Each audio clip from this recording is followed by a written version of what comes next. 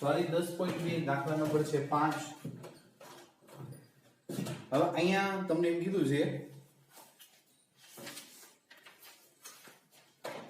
x અક્ષને ઉગમ બિંદુથી 3 એકમના અંતરે ડાબી બાજુએ છેદતી અને જેનો ઢાળ -2 હોય એવી રેખાનું સમીકરણ મેળવો. હવે અહીંયા આપણે ગ્રાફ દોરવો જ પડશે. આ x અક્ષ, આ y અક્ષ. હવે આ ઉગમ બિંદુ 0 0, બરોબર. હવે તમને કીધું x અક્ષને ઉગમ બિંદુથી 3 એકમના અંતરે ડાબી બાજુ એટલે આ સાઈડ 3 એકમના અંતરે 1 2 અને 3 એકમના અંતરે ડાબી બાજુએ છેદતી અને જેનો ઢાળ -2 હોય. જો -2 ઢાળ વાળી એટલે -2 ઢાળ છે એટલે નીચેની તરફ જશે, બરોબર છે. આનો ઢાળ છે એ -2 છે. હવે આપણે આ બિંદુ જોતું હોય 3 એકમ અંતરે એટલે આ બધું ઋણ હોય એટલે -30 થશે.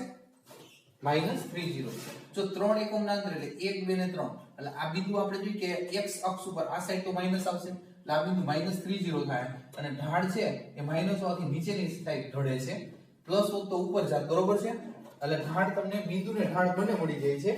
તો આપણે એમ કહી શકીએ ઢાળ બિંદુ સ્વરૂપ અહીં બિંદુ x1 y1 ઇઝ ઇક્વલ તમને આવશે -30 અને ઢાળ m ઇઝ ઇક્વલ -2. આ ઢાળ બિંદુ સ્વરૂપ રેખાનું સમીકરણ y y1 is equal x x1. Ready?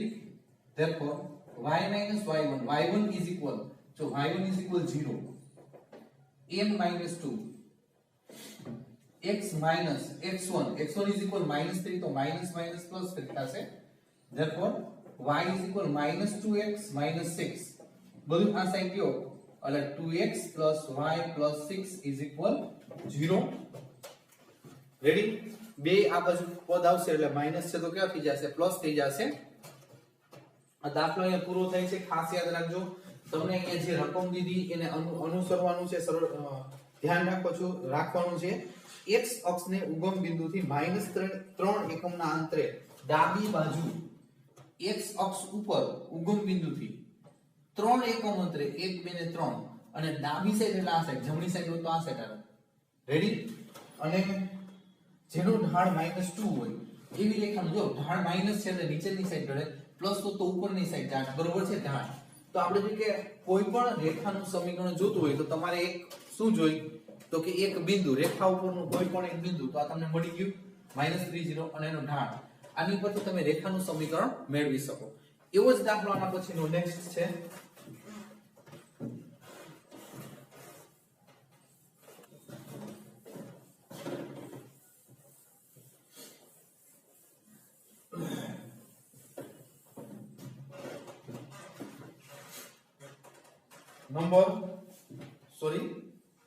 Number 6.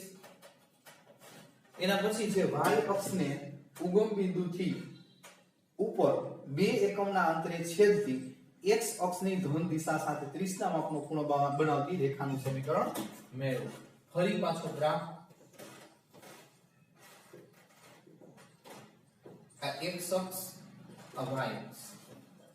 હવે અહીંયા y અક્ષને ઉગમ બિંદુથી 2 એકમના અંતરે જો અહીંયા ઉગમ બિંદુ 0 0 2 એકમના અંતરે 1 અને 2 એકમના અંતરે x અક્ષની ધન દિશા સાથે 30 ના માપનો ખૂણો બનાવો. જો મેં તમને કીધું હતું કે જો અહીંયા ધન દિશા એટલે આ સાઈડ બરોબર છે. એટલે આ રેખા છે આ રીતે તમારે દોરવી પડશે. એટલે આ બાજુ હાલશો ને એટલે ધન દિશા આવશે અને આ બાજુ હાલશો તો ઋણ દિશા એટલે આ 30 ના માપનો ખૂણો બનાવો. બરોબર છે?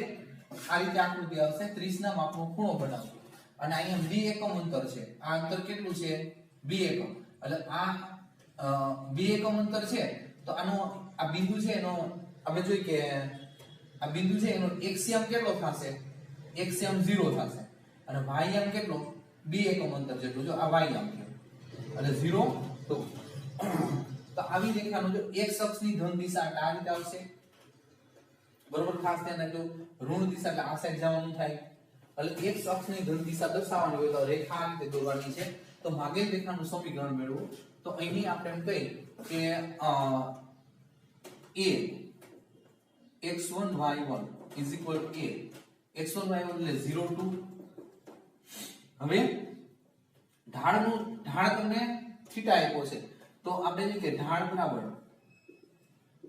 m બરાબર tan થીટા એટલે આપણે જોઈએ કે થીટા ઉપરથી તમને ઢાળ મળી શકે tan 30 થીટા is equal 13 છે tan 30 એટલે pi by 6 થશે pi by 6 થાય એટલે 1 upon √3 હવે ઢાળ બિંદુ સ્વરૂપ રેખાનું સમીકરણ y y1 is equal m x x1 therefore y y1 is equal to m is equal 1 upon √3 અને x x1 is equal 0 ready તો √3 એ ગુણાશે √3 into y 2 √3 લસા લીધો is equal x રેડી 1 વડે ગુણાય એટલે 0 નો 0 બધું સામેની બાજુ લઈ જાઓ x ધન છે અહીંયા x √3y 2 √3 is equal 0 આ બે પણ સામેની બાજુ લઈ ગયા છે આપણે એટલે આ રીતે આપણને રેખાનું સમીકરણ મળી શકશે ધન દિશા એટલે આ ધન દિશા થાય ભલે આ તમને એમ થાય કે આ બાજુ તો ઋણ છે પણ x અક્ષની ધન દિશા દર્શાવવા માટે રેખા આ રીતે આવી શકે પછી અહીંયા આમ પણ દોરી શકો બરોબર છે એટલે x અક્ષની ધન દિશા દર્શાવવા માટે આપણે જે કે આ રીતે રેખા દોરી શકીએ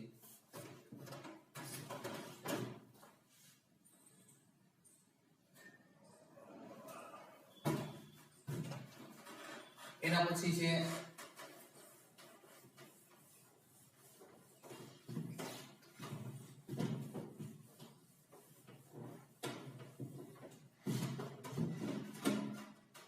નંબર 7 હવે જો બે બિંદુ આપ્યા છે -1 1 અને 2 4 બિંદુમાંથી પસાર થતી રેખાનું સમીકરણ મેળવો તો પહેલું બિંદુ a આપણે કહીએ -1 +1 અને બીજું બિંદુ b લઈ આ 2 4 બરોબર આ બે બિંદુમાંથી પસાર થતી રેખાનું સમીકરણ મેળવો હવે અહીંયા આપણે જોઈએ કે રેખા AB નું સમીકરણ બે બિંદુમાંથી પસાર થતું સમીકરણ રેખા AB નું સમીકરણ તો y y1 is equal m એટલે જો ઢાળ શોધવાનો છે તો અહીં ઢાળનું સૂત્ર y2 y1 upon x2 x1 આ ઢાળનું સૂત્ર છે બરોબર છે અને અહીંયા x x1 સૂત્ર અનુસાર જો છોકરાઓ આ ઢાળ m નું સૂત્ર છે આ y2 y1 upon x2 x1 આ બે તો કોમન સૂત્રમાં છે y y1 બરોબર છે અને અહીં x x1 તો અહીંયા આપણે જોઈએ કે આ x1 y1 છે આ x2 y2 છે ready therefore y y1 is equal 1 y2 y1 -4 -1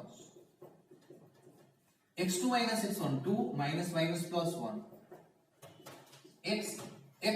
x1 is equal -+1 ready therefore y -1 is equal -5 upon 3 અને x + 1 ત્રણ અહીંયા ગુણાશે 3y - 3 is equal -5 ગુણાશે -5x -5 ત્રણ લસાવી લીધો 3y - 3 -5x -5 બધું આ સાઈડ લઈ આપણે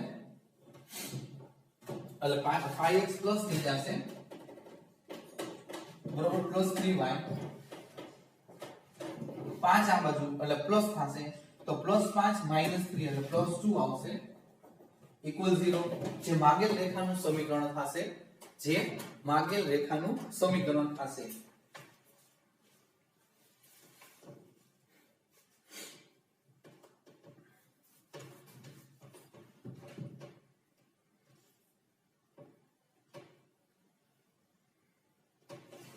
એના પછી નોંધ આવશે બાળકો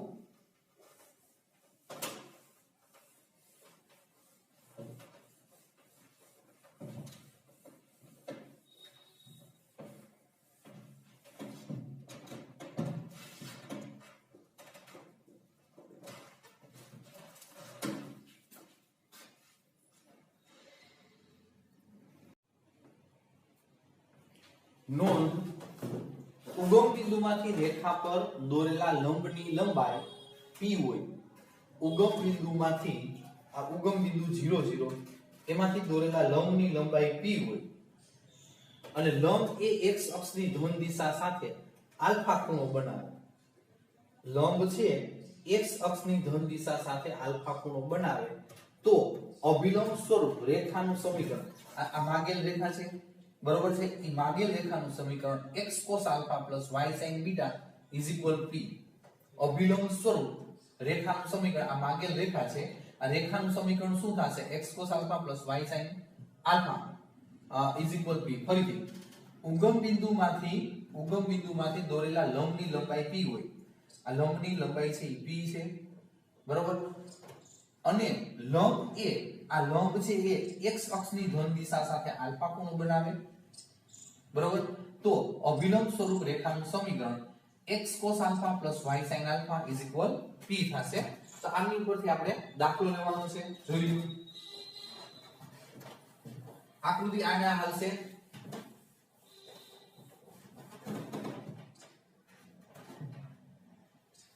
જો ઉગમ બિંદુમાંથી રેખા પર દોરેલા લંબનું માપ 5 છે. હવે આ માગેલ રેખા થશે. હવે આ અભિલંબનું માપ કેટલું છે? 5 બરોબર છે. પછી અભિલંબનું માપ લંબનું માપ 5 છે. લંબ રેખાખંડ x અક્ષની ધન દિશા સાથે 30 નો ખૂણો બનાવે છે. આ કેટલો? 30 નો ખૂણો x અક્ષની ધન દિશા સાથે 30 નો ખૂણો બનાવે છે. તો માગેલ રેખાનું સમીકરણ મેળવો. આ જે માગેલ રેખા છે એનું સમીકરણ તમારે મેળવવાનું છે. માગેલ રેખાનું સમીકરણ x cos alpha y sin alpha p. therefore x cos 30 alpha ની કિંમત કેટલી છે? 30 બરોબર. પ્લસ y sin alpha ની કિંમત 30 અને અંતર કેટલું આપ્યું છે? 5 બરોબર છે. અંતર કેટલું? 5 એટલે 5. therefore x cos 30 બરાબર cos 30 એટલે 36 pi by 6 તો √3/2 y sin 30 pi by 6 તો અહીંયા આવશે 1/2 = 5. તો તમે જોઈ શકો 2 લસા √3 આગળ લેલું √3 * x y 2 લસા છે અહીં ગુણા છે એટલે કેટલા થશે? 10.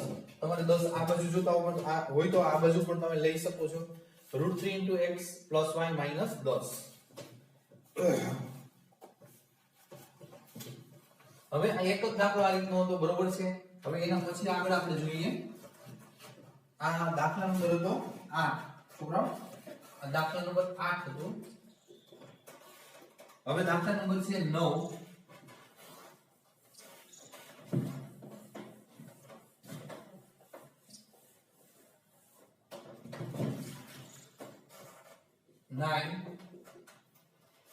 ત્રિકોણ PQR ના શિરોબિંદુઓ P21 Q -2 3 અને R 4 5 હોય તો શિરોબિંદુ R માંથી દોરેલ મધ્યગાનું સમીકરણ મેળવો. પહેલા ત્રિકોણ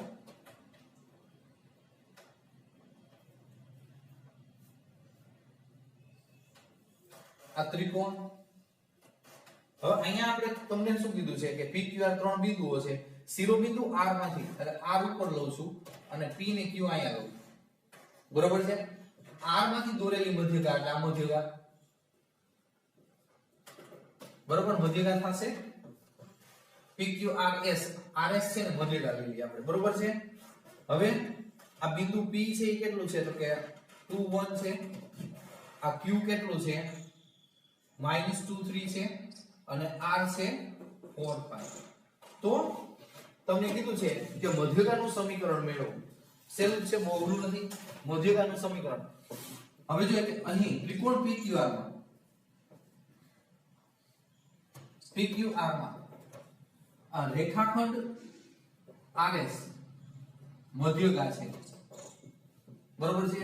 તો મધ્ય બિંદુ તેથી SA રેખાખંડ PQ નું મધ્ય બિંદુ થશે મધ્યગા હોય તો S શું થશે મધ્ય બિંદુ કોનું PQ નું તો બિંદુ S ના યામ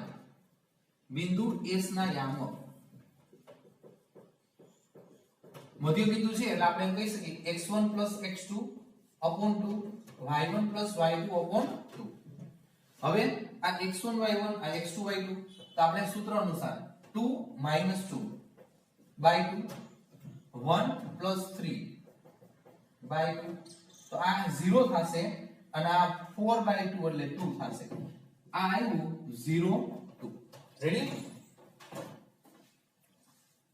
હવે બાળકો તમને મધ્ય બિંદુ મળી ગયું હવે તમને બે બિંદુ છે આ રેખાખંડ RS RS નું સમીકરણ મધ્યગાનું સમીકરણ મેળવવાનું છે મધ્યગા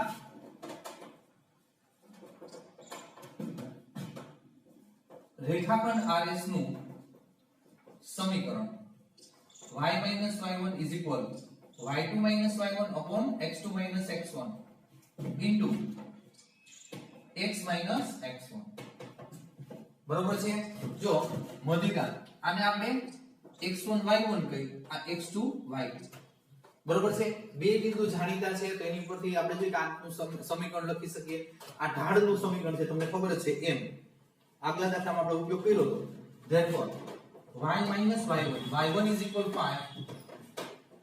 y2 y1 તો y2 2 5 x2 x1 0 4 x1 is equal 4